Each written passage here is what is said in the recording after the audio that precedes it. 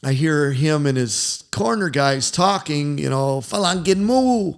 Ginmu is like an expression like we would have, it's a piece of cake. And as soon as you hear them say, Falang Ginmu, they know they're talking about you, the foreigner. So as soon as I heard that, I kind of got pissed. So anyway, we go to start the fight, and the guy spits out his mouthpiece. Oh. At that point, I'm going to fuck you up. I ended up clipping with right hand right on the jaw, man. And he went down, and I was like, yes. So anyway, I go to look at the guy, and his eyes are wide open like he's dead. And I'm like, damn, I didn't want to kill this dude. Yeah. I mean, it scared me. They were slapping him a little bit, pouring water on him, and then he finally came to him like, oh, man. And afterwards, he gives me his shorts. He goes, here, man. Yeah.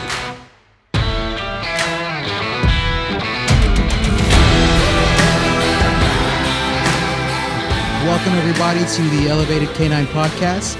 I'm here with my co-host, Oscar Mora, and owner and head coach, Muay Thai champion, Walter Michalowski, a.k.a. The Sleeper. How are you doing today, Walter? It's an honor to have you. Doing good, guys. Thank you for having me out here, and I appreciate you coming to my humble abode here, Sit Yatong, LA. Awesome. Yeah, real quick, man, I'm really excited. I'm just going to talk a little bit about, how I met Walter. We were in the same Schutzen club, and this dude would come out there onto the field with his metal music on his phone. He'd just get into the zone, and he'd just go out there and just, do some good training. He had a dog named Rhino that was freaking huge. Ooh. That would swallow the sleeve, and so I've known Walter for I want to say maybe like 9-10 years almost already. So man, we're really excited to have you on here, man, and we're excited to hear some of these stories. Likewise, brother. Thank you. Awesome. So we know, obviously Oscar is well known in the community for dog sports, and I myself I am also a dog trainer. Walter also has his own dog who he trains, but today we're going to have an episode focused more so on Walter's accomplishments as a Muay Thai competitor. Martial artist. A martial artist, a champion at that, a master at that, and someone who's made a name and paved the way for Muay Thai in the United States. So tell us a little bit more about yourself, about your story, how you got started, and things you've accomplished since then. Okay. Originally from the Midwest, came out to California in the 80s. I was a musician too. I was a guitar player. Actually came out here to go to guitar school at GIT, which I did. And always been a martial artist. My dad was a boxer, but I got back into martial arts in the 80s, started doing some Bruce Lee Jeet Kune Do concepts with Richard Bastillo at IMB Academy. And one day, I happened to see a friend of his that was there that was a Muay Thai champion in Thailand named Nanfa Siharadecho. And I saw him kicking the bag, and it scared me, man. This dude was kicking this bag so hard. It was like I heard a 12-gauge shotgun going off in there. Yeah. And, we end up talking to him. And the Thai people are very nice, too. They call it the land of smiles for the most part until you get in the ring with them, and then they'll kill you. But so anyway, I met Nanfa, and nice guy. And there was about 5 or 6 of us there at the time, and he sparred with all of us. Wow. And this guy just clowned everybody. I mean, we couldn't even touch him. And at that point, just like anything else, just like the first time I put on a sleeve and, took a grip from a dog. It was like I was hooked. Same thing with Muay Thai. I got kicked in the leg. I got tossed out of the ring, clinching and kneeing, and I was like, I got to learn this stuff, And that's what it is. You always have to. I think that it's always beneficial to let your ego go and realize that you have to. Growth is done when you empty your cup, and you can just go ahead and do it, and that's what happened. Cool. So from there, you went on to, obviously you wanted to be the best at that. So you came to LA, and then from here you went to Thailand, or? Okay. Interesting story. And that ties into Nanfa, my first coach. That's him up on the wall over there. So I trained with him about 2 years, and I'm doing pretty good, starting to fight amateur fights, and bam, he just dropped dead. he had a heart defect.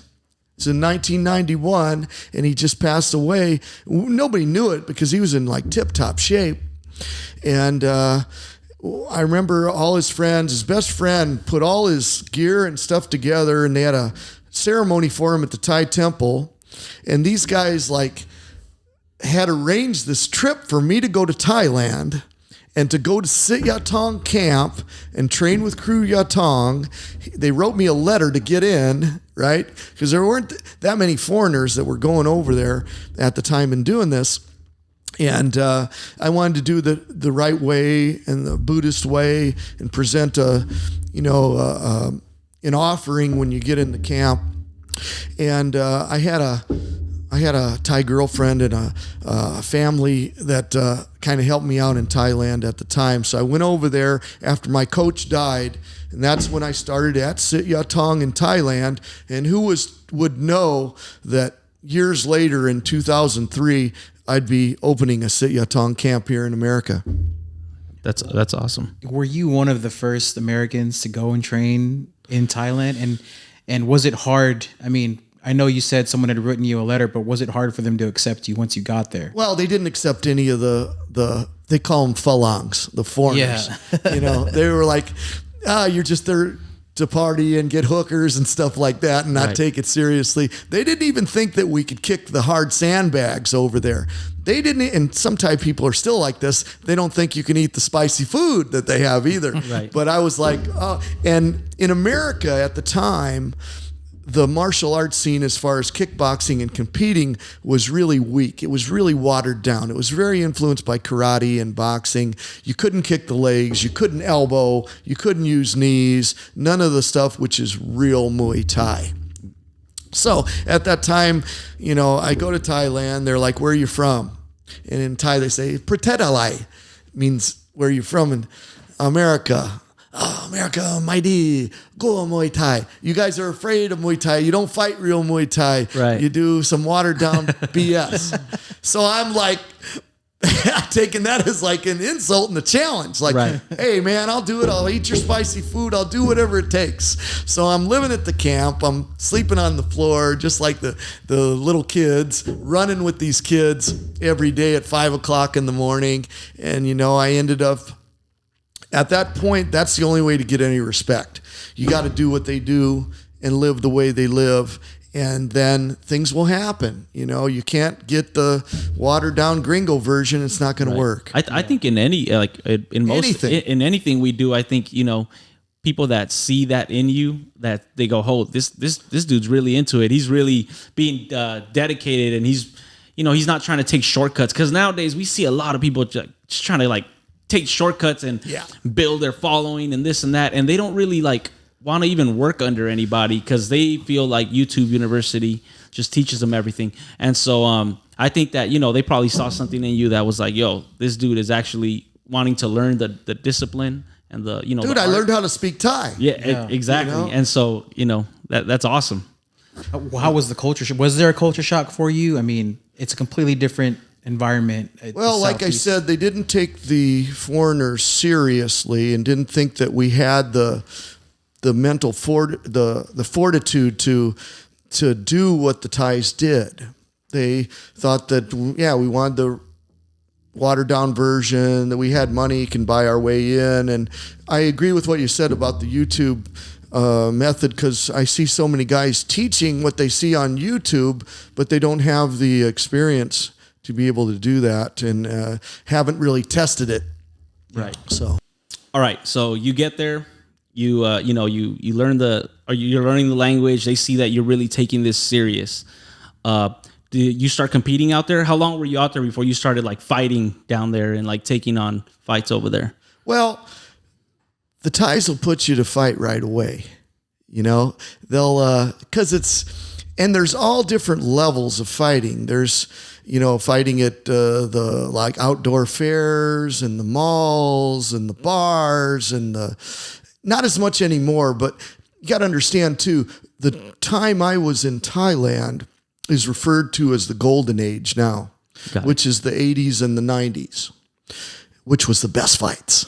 I mean, that's the legendary stuff. The guys like Samat Piakalun and Nung Pichit. And first time I went to Sityatong, man, it was just like a hall of fame of champions. Legends there. Yeah, Sityatong was the top camp, one of the biggest, and Lumpini Stadium, the old Lumpini Stadium was just like a slaughterhouse of fights too. When I first went there, it just scared me. Man, I have a question real quick. So the training styles, you came from the US to down there. How was the training style different? And what do you feel like made the biggest impact in your growing in the Muay Thai discipline? Oh yeah. Okay. Definitely the mindset. The mindset of the Thais, they believe that nobody could beat them, and it comes from, there's a Thai legendary soldier that was captured by the Burmese when Thailand and Burma were at war. And this is in all the history books. His name's Nikanom Tom. Nikanom Tom was captured by the Burmese, and they arranged fights between Nikanom Tom and some of the Burmese soldiers, and they fought till the death.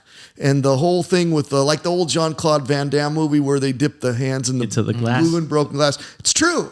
Really? They did that stuff. And they fought no rounds, no weight classes till someone was done, dead, or couldn't continue or whatever. And Nikanom Tom ended up beating 9 of the Burmese Mons. And what happened was the Burmese king said, okay, truce. That was it. And if you think about that, that's a much more humane way to do battle instead of having thousands of casualties. Right. You basically got 9. So wow, that's okay. So that's we have the history. Those guys believe that I trained with my teammates that were like, you know what? I'd rather die than lose. Wow. And I got that mentality. And when I came back to the States, I was like, you're going to have to fucking kill me. Yeah. Wow. Okay. So we got the mentality part of it. What about the training style? So for example, if I was to, correlate it to, if I was to compare it to dog training, it would be, you have the mindset, which I almost feel like every time I go into competition, I picture everything. I feel like I already won before I even step into the field. However, what about like methods like of training? What was the biggest difference from here to Thailand? Well, you did a lot more cardio, and the training was twice a day. It's basically all you do because you live at the camp. You don't have a fucking job or nothing.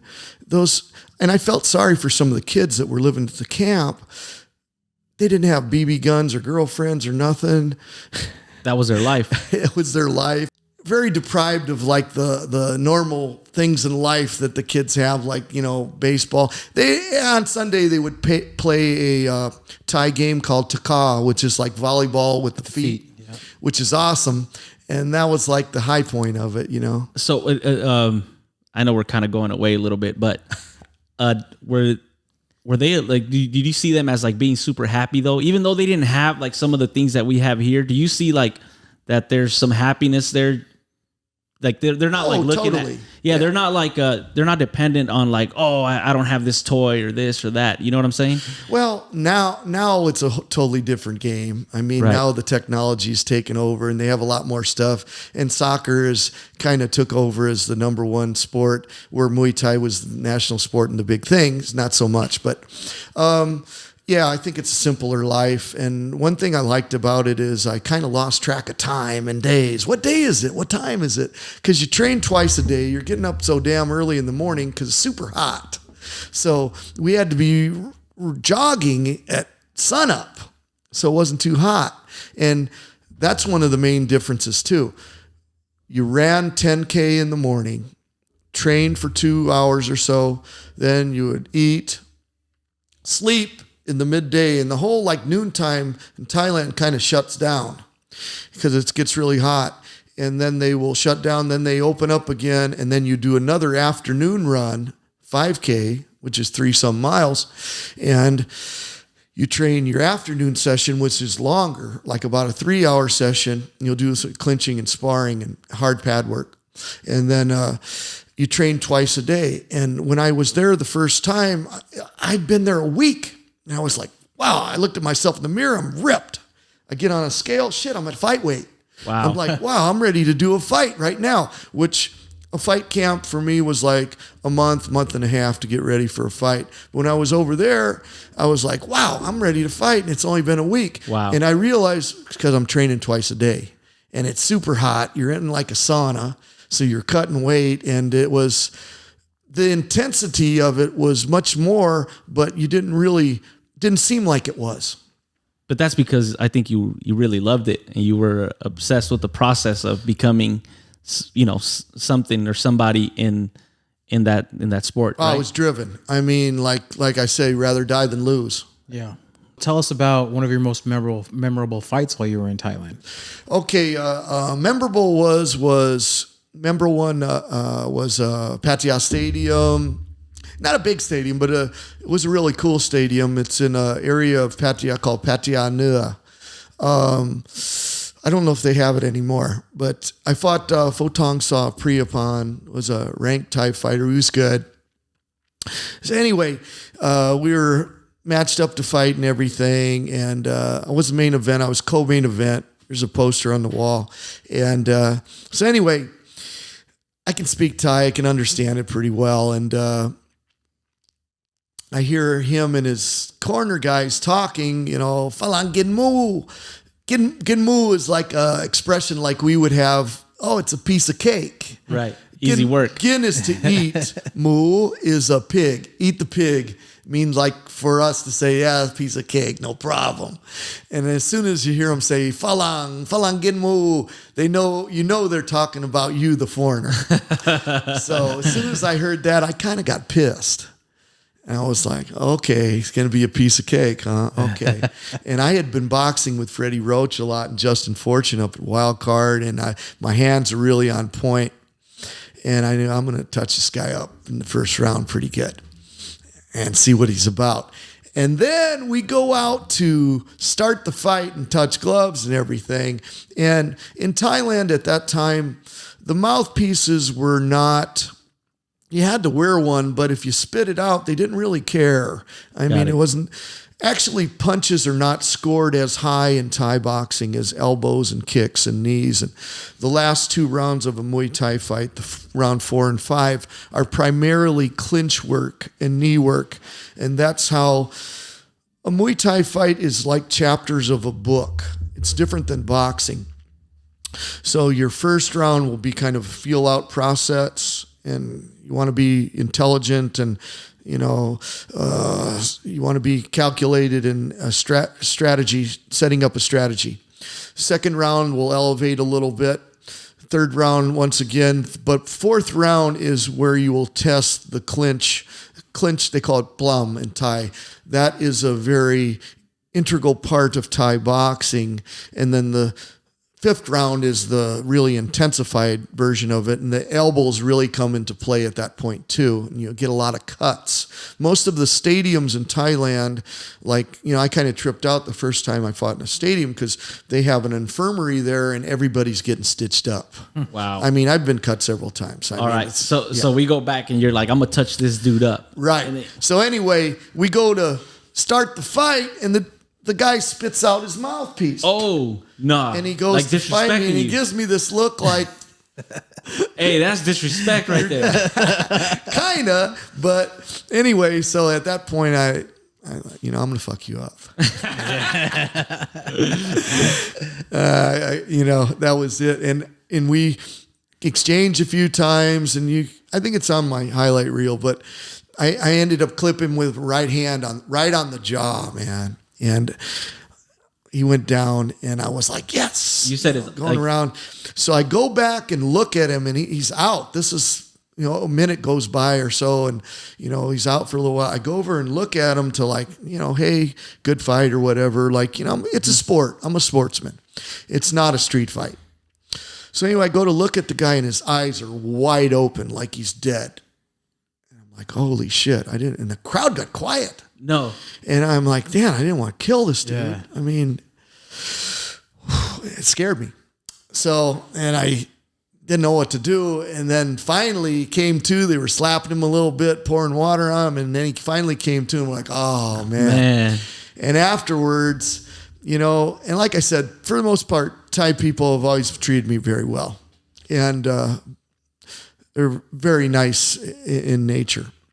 And afterwards, he is like, his girlfriend was crying and stuff. And he gives me his shorts. He goes, here, man. You know. Dang. And we were friends. Are those the ones up there? Yeah, those are the ones on the wall. It's kind of like a scalp for an Indian battle, right? Hey, that's cool, though. He kind of accepted, like, yo, this dude just whooped my ass. Well, you know, there's respect in battle. You know, like I said, we don't want to necessarily kill each other, or it's not a full-on war. And, you know, it's a mutual warrior respect thing, which I think is very important. You know, I mean, and I try to instill that in the guys I train too, that, you know, hey, touch gloves and shake hands, you know, right. It's a sport. It is a sport. So how do you see, like, you know, the sport of Muay Thai? And because you do a lot of dog training as well. I know you've been doing it for years. Much as I have time for. Yeah. So like, how do you, what's the similarities in it when it comes to maybe even raising a dog and maybe grooming a fighter? Yeah, well, that's a good question, Oscar. And I know you really think outside the box, and you're very forward moving with and that's why you've been so successful. But I think that there's a lot of similarities, man, in the training process and the developing of a fighter. Because, well, going back to a coach I had years ago, Thai coach, would always, and he was a great coach. I never lost under this guy, man, but he would always tell you when you were doing something wrong, or when you looked tired, or when you looked weak. And it was funny. Yeah. But it was all negative, you know. It's kind of negative reinforcement. When you were doing well and really just like rocking the pad work and, you know, scoring, and I'd spar with people, and I was having target practice. He didn't say nothing. So I got to the point where, oh, this guy, when he doesn't say nothing, I know I'm doing good. Right. So I started like reading ahead of it there. And I remember thinking to myself, when I start coaching, I don't want to be like that. I want to be like, you know, and I was influenced by the Napo system, the Bart Ballone thing too. And you know who turned me on to that was Robbie De Jong.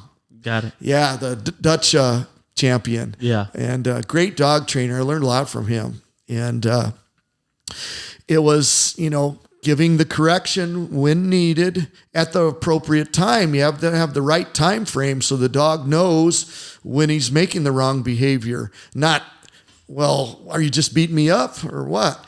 And when the correct behavior is happening, to give the reward, the praise. Right. And the same thing with training fighters. And I don't patronize my clients or my fighters and tell them they're doing well when they're not, because that could get them hurt.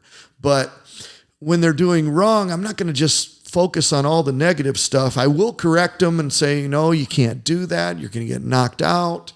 You have to cover at a certain point in a certain technique or whatever it may be. I need you running every day. You can't cut out the alcohol, cut out the substance abuse or anything like that. If you want to win, I mean, you can drink after your fights if you want. That's up to you. I didn't party when I was fighting, you know, and it was only after I retired that I you know, would do that type of stuff. And that, you got to watch that, because you may not, as a fighter, you have a time frame where you can prepare for, you know, a bout. And if you're doing other things, they're going to detract from that. You're probably going to lose. You're not going to perform at your peak. The same thing with dog training, and it's the same thing with corrections and rewards. So if I see a fighter that's doing really well, I'll tell him, hey, man, that's really good. Keep doing that. You're going to be a world champion. And I can see him light up. Yeah. Same like you build up a dog, you build more drive or whatever it may be doing. Right. I like that. Awesome. So you also recently got into competition shooting, Love it. and obviously you love competition.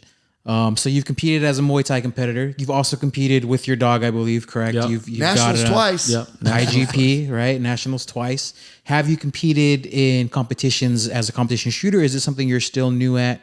And what are your goals with it? It's probably my latest addiction. I mean, same thing like with dog training. You know, I was hooked immediately. Same thing with Muay Thai. You know, I think I got kicked in the leg and I was like, I gotta learn this stuff.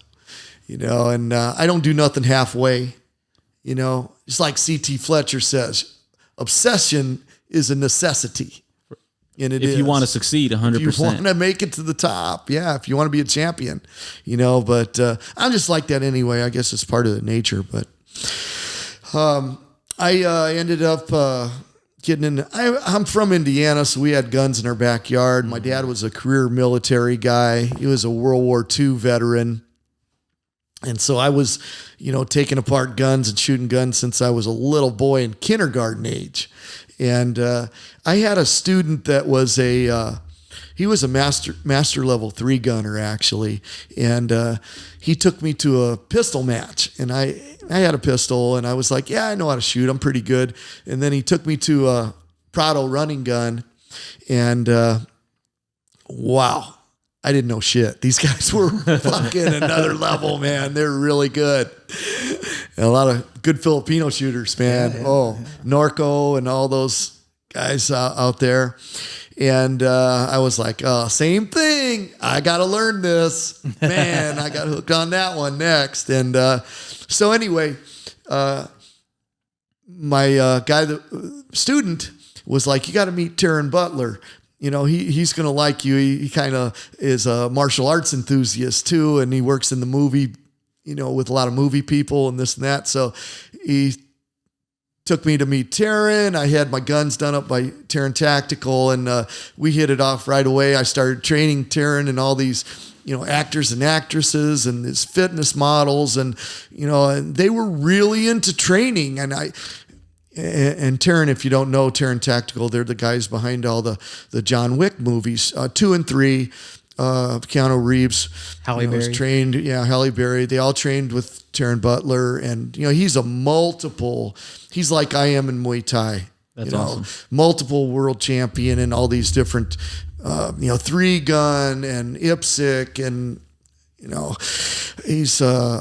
We're really lucky to have a guy of that level out here to work with. So anyway, I start going out the range, and I'm shooting a little bit at Taryn's place, and I start, you know, holding pads for all the people there. And, you know, I ended up meeting Ryan Guzman and Christiani and, you know, a bunch of people out at Taryn Tactical, and still do, awesome. You know, JJ Perry from 8711 Stunts. And so anyway, I ended up, I'm getting pretty good at shooting, right? And Taryn was like, well, Walter, you're not bad, man. You're pretty good. I'm going to put you on the team. He makes me a jersey. I give him my Siyatong logo. And next thing you know, I'm shooting with the Taryn Tactical jersey and out there. And I've been doing it. I shoot every weekend. And I've been doing it for like 5 or 6 years now. And I've gotten pretty good. I'm a B-class USPSA shooter. Right now, I'm hopefully going to be A-class pretty soon. I just did a couple A-class classifiers. So, awesome. And after that, there's just master and grandmaster level too. So I'll be like a IPO3. Got it. So that is like... That's the next goal. Exactly. And that's another martial art. To me, it's all the dog training, the Muay Thai, the USPSA competition shooting, which could be related to me, I don't look at sport dog training as that different from real world protection dog training. There's a lot of similarities. I try to see the similarities in things as opposed to the differences because you can grow more. Got it. And like my old dog Rhino, I remember a guy got in a little bit of an argument with me one time talking about, well, you just train sport dog training. I train for real and all this. And you remember Rhino, that he was a scary serious. dude. Yeah, he was serious. I mean, you tell me that you go in my backyard with a dog like that you're not going to get bit. Nah. You know, I don't care if you're training Schutzen or whatever. It's all tied in. There's some common threads there. And I feel the same way about competition shooting. It's your gun handling is much better. You can clear malfunctions on the fly and stuff like that. It is the same thing with Muay Thai. Muay Thai is a sport, but you can easily fight with it. Oh yeah, for real. It's a sport, and people say, oh, it's the sport versus the real thing. And I think I relate this a lot to how Mike Tyson was like, hey, like you think it's, like you might be good until you get punched in the face or something like that, right? And like dogs, I feel like some dogs, they could be amazing Schutzen 3 dogs, and that doesn't mean they're going to be a great home protection dog. But then you could have a dog that's IGP 1, Schutzen 1, and then it's an amazing protection dog. I think at the end of the day, it comes to the genetics of the dog and the heart of the dog. However, it will come into play that your dog has some knowledge of how to deal with pressure. You know what I'm saying? You're going to be able to control your dog a lot better because you have worked on controlling your dog at a high state of arousal.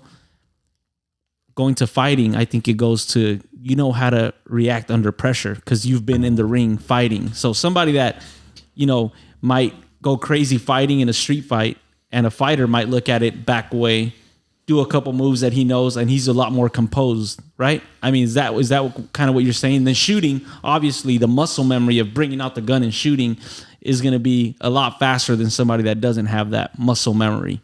Well, there's similarities and there's differences, like anything. With shooting, they used to have a saying they had, competition shooting will get you killed.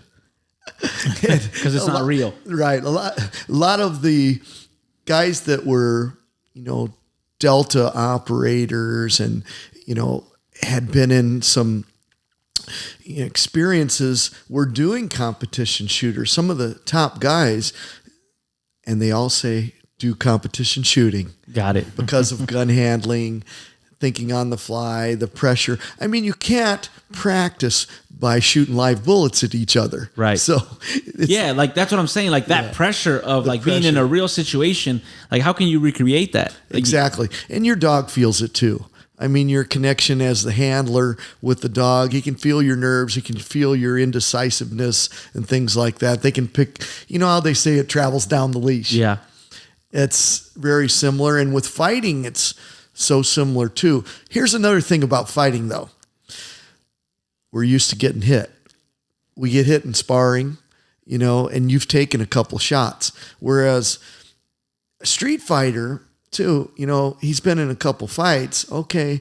But that takes its toll on you too, Right. And you can be weakened down by really getting cracked or getting hit over the head with a baseball bat, but we're sparring where we can endure some of the stuff. We got gloves on, we got headgear, shin pads, stuff like that. So we can actually get that pressure and get used to, they call it tempering, body tempering, where you're used to getting hit, where it doesn't phase you. So you get hit, you're like the Thais. I got this from the Thais. Like, you'd hit them and they'd smile at you. Okay, you got me. Right. Cool. All right. Now we'll see how you like it. Right. So I mean, right now that we're talking about this, why don't we just segue into the, what was he saying last time about how he traveled to? Oh yeah, you went back to Thailand and you'd gotten jumped, I guess, by some of the gangsters that were out there. Yeah. I was in Pattaya one time, and there was 3 of these guys. They weren't Thai because I spoke to them and I didn't understand what they were saying. These guys were, one of them I had a fanny pack where I was carrying, my wallet and stuff like that on because I just had like gym shorts and tennis shoes on. And one of them reached in my fanny pack and started grabbing my money. And I was like, whoa, wait a minute. And next thing you know, another guy hits me on the head with a bottle. Boom. I got a gash in the back of my skull. and I'm bleeding all over the place. And they thought, That was it. that was it. They were done. They didn't know it was the sleeper was coming. You smiled at him. Okay, I did. you got me. I started laughing. I got, okay, I guess we're in a fight now.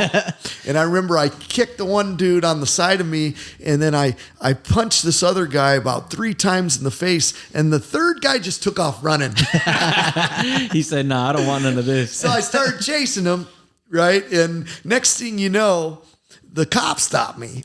And this is all kind of foggy because I had a big old gash. They had to take me in the hospital and stitch me up. But luckily, this elderly lady saw me, and she was like, because they were going to arrest me.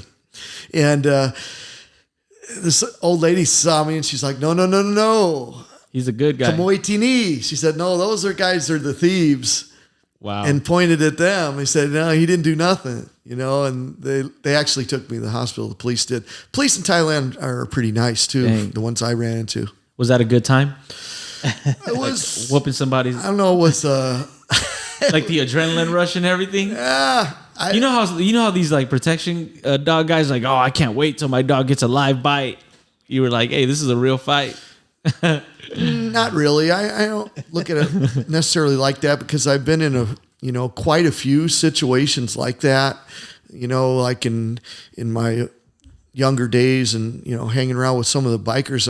I hung out with years, with an outlaw bike club for a long time, and we got in a few bar fights and things like that. And, so I was kind of just another thing.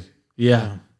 Do you think that, being involved in like Muay Thai the way you are and everything, does that help you control yourself a little bit more, you think? Like if somebody did come out and was like, hey, try to start something with you, does that control your emotions, or are you just, you think that's just every person is different in how? I think it definitely helps you control your, anger. And put it this way, if you're in the gym and you're getting your ass beat and you're getting really tired too, fighting is extremely fatiguing. I mean, they say cardio is king. Fatigue makes cowards out of men. Yeah. For a reason, because it is super exhausting, not only in a cardiovascular sense, but in your nervous system is put to such a stress.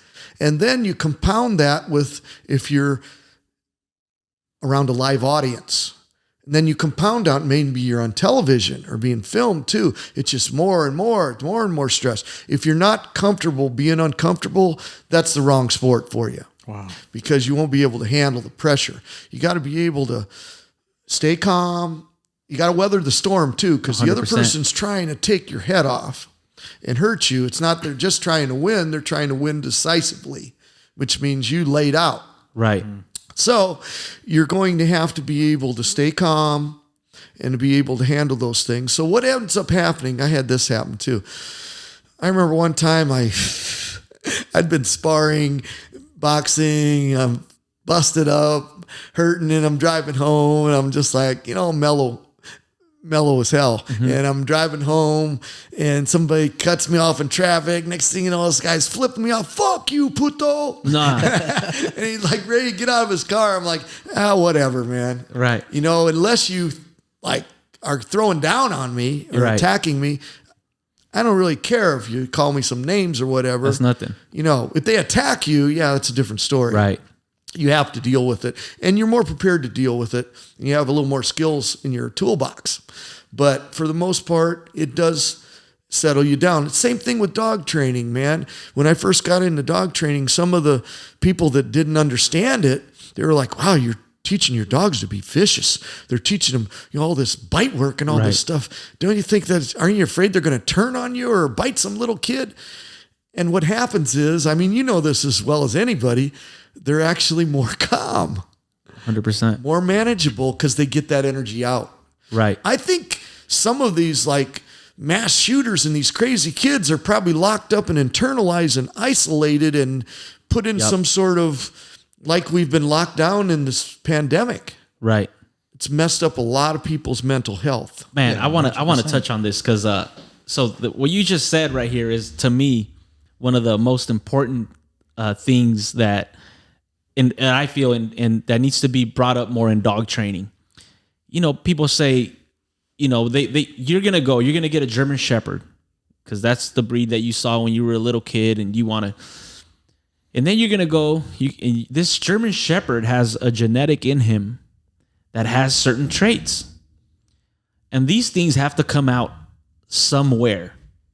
So it is as the owner, it is your job, in my opinion, to see where you could put these things, which would be the same as a kid like me. I was kind of a troublemaker growing up, right? And so I was in sports and, you know, boxing, and then I did some baseball, soccer, and ultimately I got into music, and, you know, but I had and I had to go somewhere all this time that, you know, my head's always spinning and, you know, thinking about new things. So that's why I think, you know, dog training worked for me. But I feel like, and that's why, like, for pit bulls, I think it's amazing. It's great that they have all these like hang time, you know, activities and like weight pulling, because they have, you know, they have a genetic that needs to come out somewhere. And if you just try to shut that down by not letting it come out, like, hey, well, you're not going to work your dog like this because you don't want him to show that side of him. Well, that side is still going to come out, and it can come out in the wrong place. And I think with us humans, you know, people, maybe if you didn't do Muay Thai and did the, you know, that level or Royale did some fighting, you would have probably done something else that would have been a lot worse for you, right? Oh, 100%. It's an outlet. It's an outlet. And for, like, I was a very angry kid. And one of the things that helped me really tremendously was learning a martial art. And that was huge for me. And I see it with my dog as well. Just like you said, my dog is a pit bull. And we see it all the time with dogs who are problematic or, you know, have a lot of energy and owners don't know what to do. And then we find something that gives that dog an outlet. And all of a sudden the dog's more calm at the house. Right. And the dogs, some of the issues that they had prior to giving the dog an outlet kind of just dissipate on their own. Yep. So when with humans, it's just like you said, with martial arts, it's the same thing. I think it was smart the way the Germans put together the Schützen for the breed standard like that too, because the tracking, the dog's nose, the scent is the dog's number one asset. Number two, the obedience and the athleticism going over the jumps, the retrieves. The dogs are made to bring things back.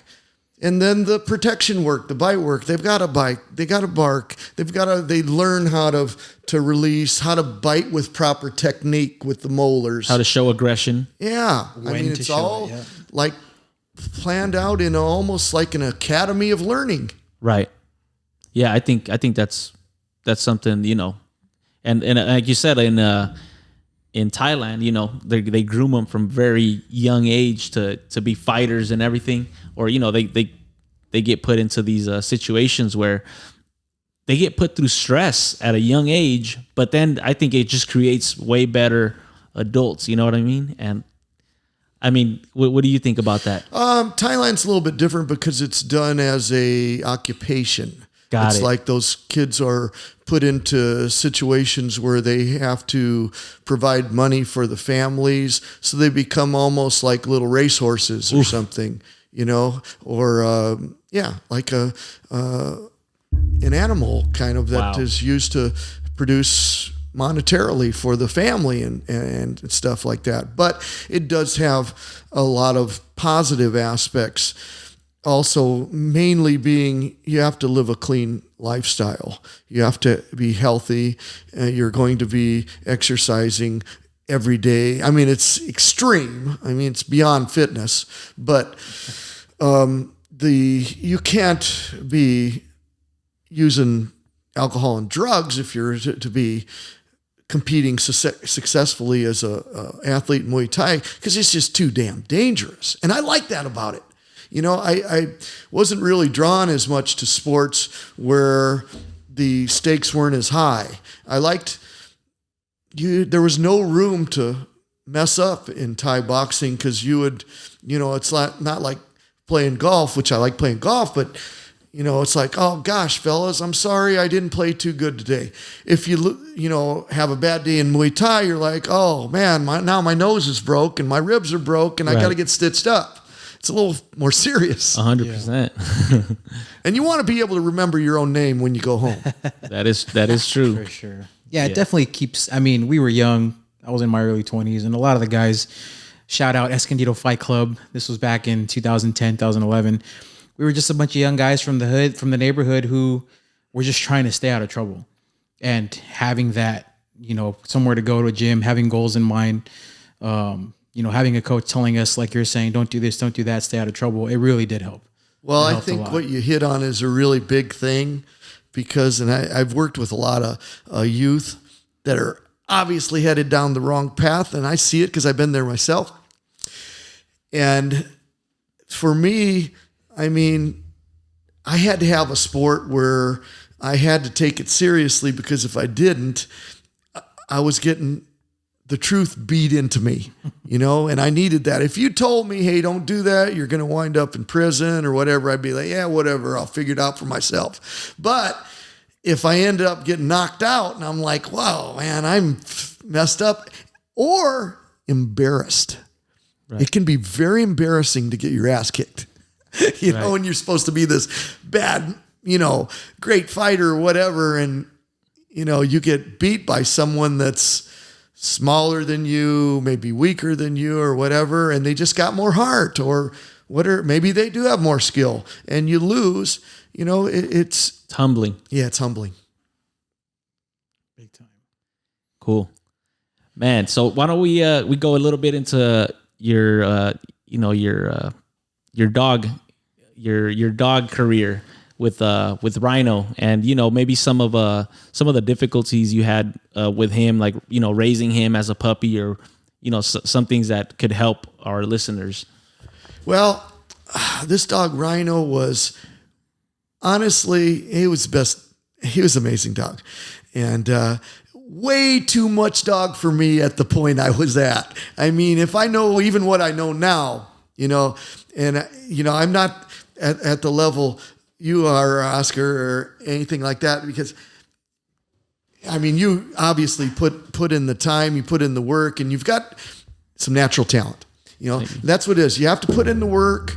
You have to have some natural talent, and you have to have the drive to just keep at it, because this dog sports, there's not a lot of money to be made. It costs you a lot of money. It takes a lot of time because you got to track. Yep. You got to do obedience stuff. You got to do protection stuff. So there's 3 phases. It's a triathlon. Right. But so is Thai boxing. You got to run. You got to stay in shape. You got to stay on your diet. You got to practice your clinch work. You got to do your pad work. You got to do your sparring. Then you got to do some boxing for your hands. So to me, it's all the same. Anyway, but the thing with dogs, he was way too much dog for me at the level I was at. And I remember getting bit because I was giving him a correction with a pinch collar when he turned about 10 months, almost a year, when he started getting that testosterone. He was a 100-pound shepherd. He was a big boy. Hard biter. Oh my God.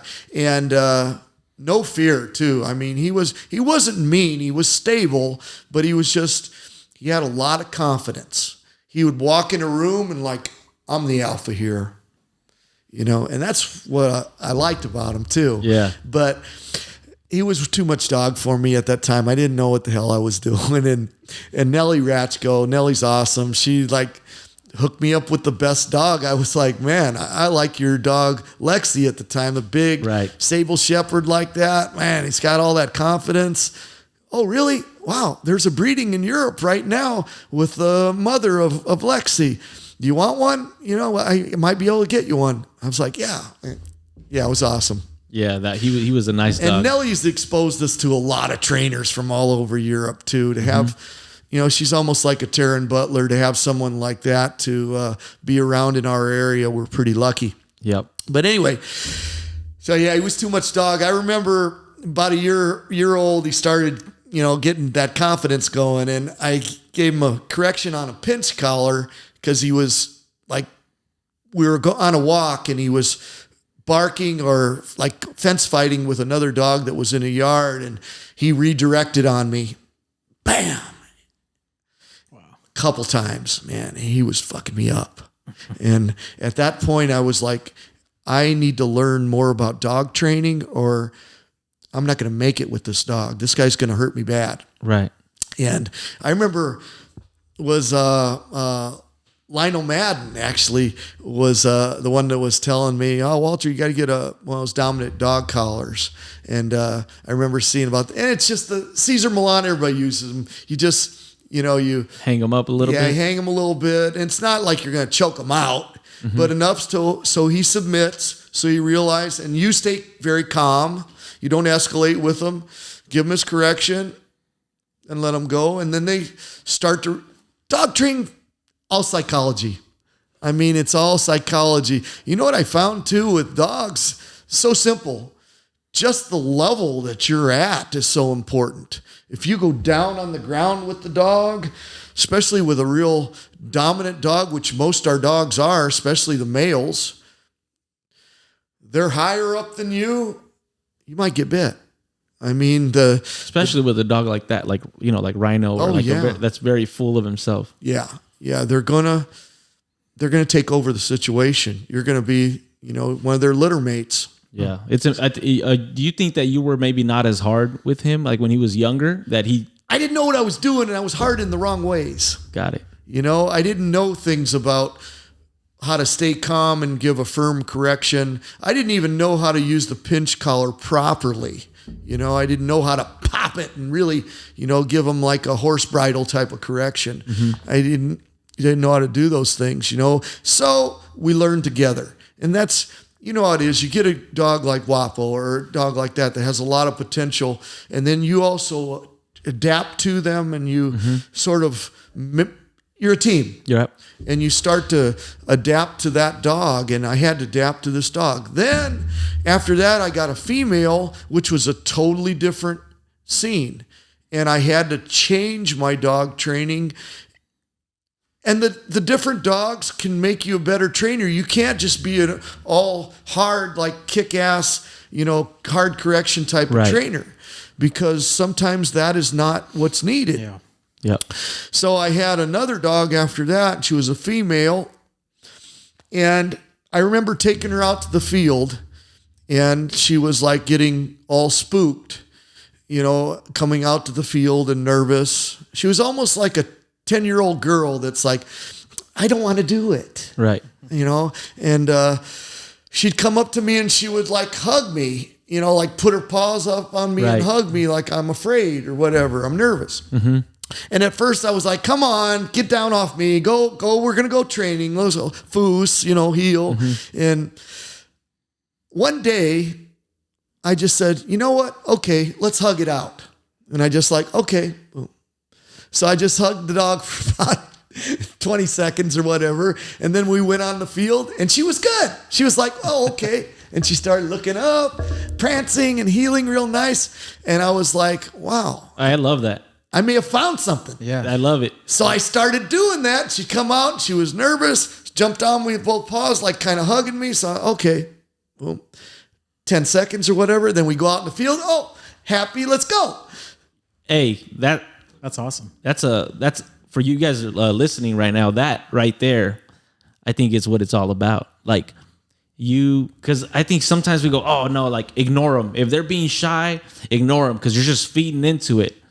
But you were like, you know what? I'm just gonna accept it. And you saw that it made a difference, and you're like, oh, that worked. Like I'm gonna, keep doing that if she's offering it.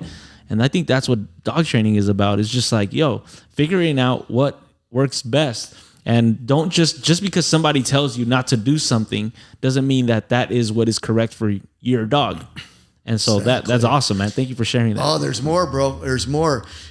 That dog ended up getting a 100-point track. Wow. With Johannes Grew, the German judge that passed away a while back.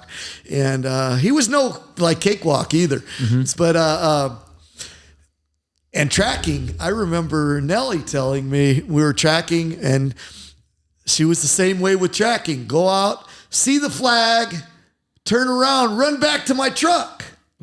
She saw it as a little bit stressful almost. Yeah, like, oh shit, I don't want to do this.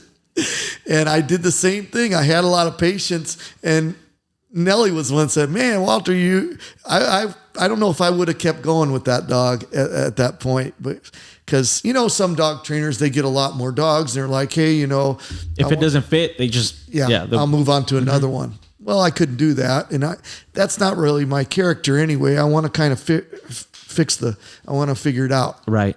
So I ended up figuring that dog out with tracking, and her style of tracking was very slow and meticulous. She was always methodical, almost like a fucking scientist. I've got to examine every granule of dirt. Oh, there's a piece of food. Right. Oh my God, there's an article. Perfectly, and just staring at it. Right. And I'd reward her, and then I started tracking her every day. And it got better and better and better. Next thing you know, 100-point track. Awesome. So, and that's what it's about, man. Those little wins, you know, those little pieces of like, man, like, oh, she did good today. The next day, oh man, she messed up today, but she learned here, or she did, you know, we did this.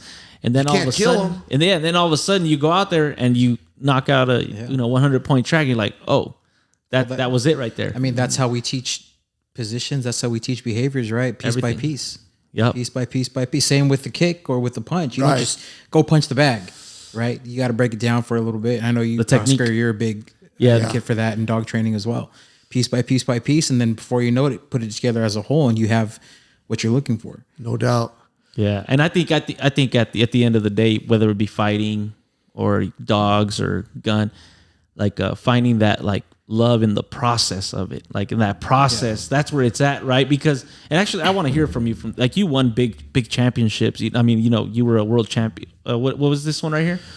The middleweight champion, right? Yeah, U.S. champ. Yeah, so you're the U.S. champ. When you reached that point in your career, like, was that like a because like for me, if I win a competition, it was like cool, but then it was like, oh, like I almost feel like the process of getting there was a lot more fun. I agree. Than the actual like win. I feel the same way. Actually, my greatest accomplishment that I feel was when in Thailand they asked me to carry the Sit Ya Tong name, because the Sit Ya Tong name, and they didn't ask me either. Kriya Tong, this man right here. The Sit Ya Tong means, sit comes from the Thai word luksit, means student. Yod Tong, yod means high. A yod tong is the ball on the top of a flagpole. And what it translates to is a flag that flies above all, like a elite of the elite. But it also translates to Luksit Yod Tong Senanan, which means students of Yod Tong Senanan. So you're the elite of the elite and the student of Yod Tong Senanan, who's known as the greatest teacher of Muay Thai that ever lived. Wow. He died in 2000. It's like 9 years ago now. Mm-hmm. And awesome guy too. He came to the States, you know, and went to my house. He was here at the camp before. And here's the kind of guy he was. 2003, he won the Thai lottery. I think it was wasn't a lot like an American lottery, but I think it was like $1 million, $2 million, you know, U.S. equivalent. He gave all the money away to the poor. Wow. People were literally lining up at the camp and telling them what happened to them and why they needed money. And he was issuing out 50,000 baht to this one. When I went back the next year, and I went to Thailand every year for a long time, I noticed all the trainers had BMWs now and new houses and stuff. So, I mean, he was the type of guy, he was like almost like a spiritual mentor to all of us. You know, he was my mentor. And you get to bring, you get to have your gym, your place of. Yeah. So when I won that fight at Pattaya Stadium, they had a meeting the next day at the camp, and all the big wheels were sitting around, and my coach at the time, Gong Tolani, kind of set it up. I knew he did, because they heard that my wife is a well-known martial artist, June Castro, and they found out, her and I were starting our own gym in California.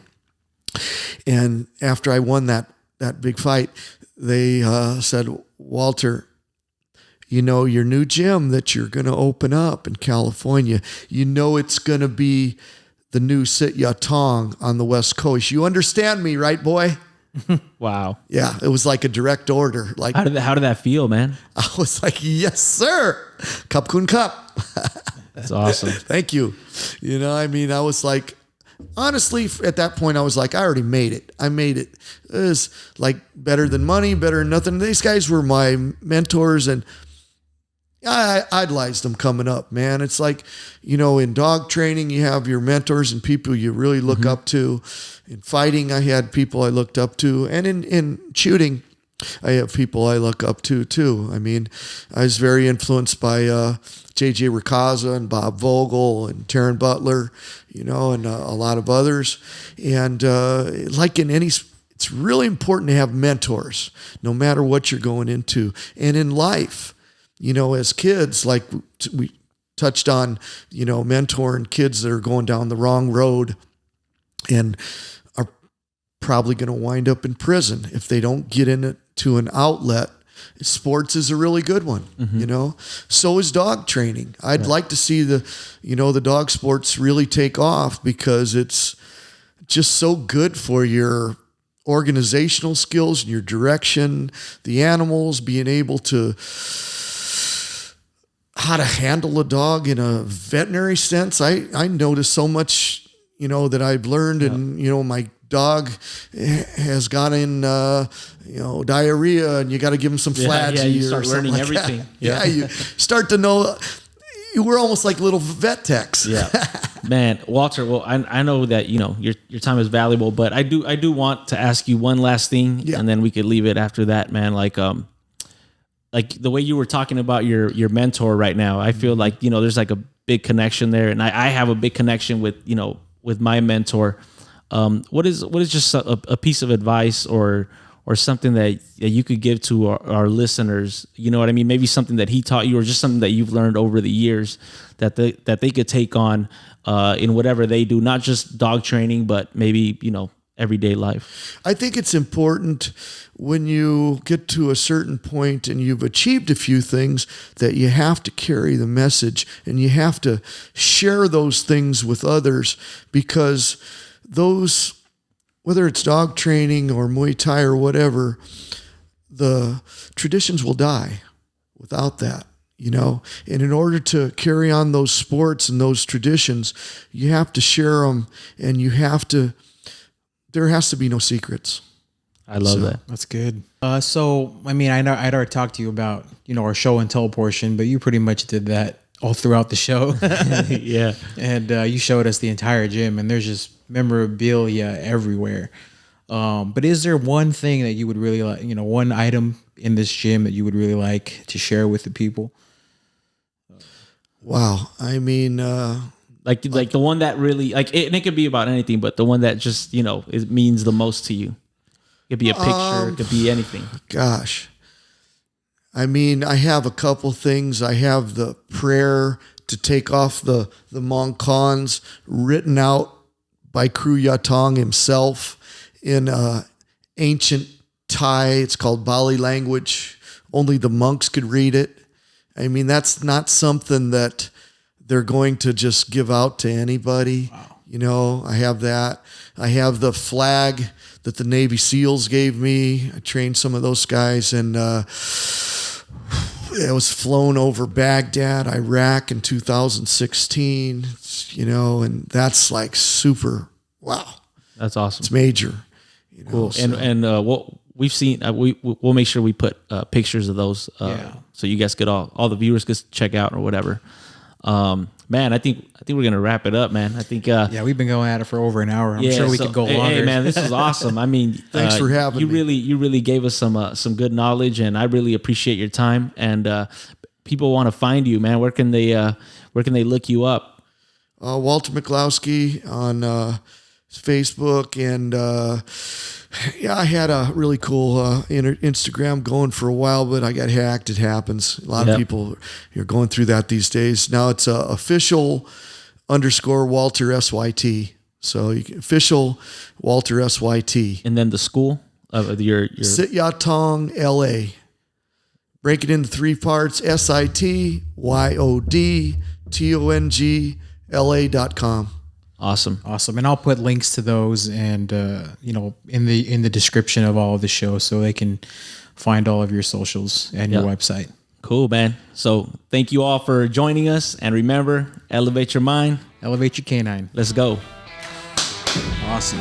Thank you so much, Walter.